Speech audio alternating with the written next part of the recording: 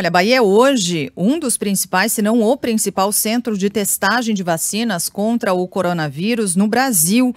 Depois de iniciar testes da farmacêutica americana Pfizer, em parceria com a alemã BioNTech, na semana passada, o governo agora assina nos próximos dias acordo para os ensaios com a vacina chinesa, Sinopharm, e além disso, como a gente ouviu agora há pouco, negocia com a Rússia a testagem dessa primeira vacina do mundo, se assim de fato se confirmar. O governador Rui Costa deve assinar nessa semana ainda um protocolo de cooperação com o Grupo Farmacêutico Nacional da China para testagem de 2 variações de uma vacina na Bahia e em outros estados do Nordeste. E se aprovada pela Agência Nacional de Vigilância Sanitária, pela Anvisa também, pela Comissão Nacional de Ética em Pesquisa, a parceria prevê o início dos testes já na primeira quinzena de setembro e uma duração de 3 meses. Então, a Bahia caminhando aí à frente em diferentes negociações, inclusive, né? Não em uma só, mas em 3 negociações simultâneas e sendo um dos principais centros de testagem. Ouvi uma entrevista anteontem do governador de São Paulo, João Dória, que deu uma declaração,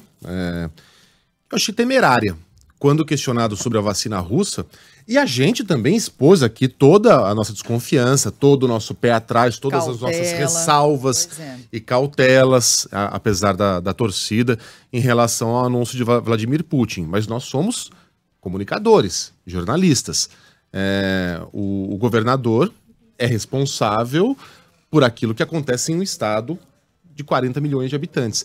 Ele tratou aquela notícia com muito desdém, como se já descartando não afirmou isso, tá? Mas foi o que eu depreendi do tom usado pelo Dória. A gente conhece o Dória, né? Era inclusive nosso colega aqui antes de se tornar governador. O tom usado para ele foi de total desdém, como se estivesse descartando de início qualquer tipo de negociação em relação a essa vacina russa. Não me pareceu uma postura sábia você colocar todas as suas fichas naquela vacina que está sendo testada em parceria com o Instituto Butantan aqui no estado de São Paulo, que é a vacina chinesa. Porque essa pode não funcionar. E se essa não funcionar e uma outra vacina eventualmente funcione, a de Oxford, a vacina russa, ou uma das muitas que estão sendo testadas por aí, essas negociações começam do zero. Me parece uma postura mais sábia essa do governo da Bahia, de não colocar todos os ovos numa cesta apenas. Enfim, foi o que eu depreendi dessa entrevista do Dória à Rádio Bandeirantes. Peraí, chegou uma mensagem aqui dizendo, desculpa, mas vocês fizeram a mesma coisa, o mesmo desdém. Não, um ouvinte, eu acabei de telefone dizer, 4433. A gente está questionando porque protocolos têm que ser seguidos. A gente não tem, por exemplo, uma liberação da Anvisa para que isso seja feito aqui, né? A gente não tem um detalhamento, não foi passado pelo governo da Rússia para a Anvisa dizendo, ó, tais e tais etapas nem foram cumpridas. Nem para a Organização Mundial da Saúde, exatamente. Deixa eu falar para... a ouvinte ou ouvinte? É a Kátia. Kátia, se a gente tivesse usado o mesmo desdém do Dória, nós nem falaríamos da vacina. A gente trataria isso como uma não notícia, como uma fraude e descartaria. O fato de estarmos falando da vacina mostra que, embora tenhamos cautela, e cautela é sinal de responsabilidade quando você transmite notícias, nós acreditamos que a vacina possa existir e, portanto, estamos dando à notícia o peso e a relevância que ela merece. Certo? Uhum. Não descartamos a vacina a priori, tanto é que estamos há alguns dias falando sobre ela, né? No caso de um administrador público, é ele que tem a caneta na mão.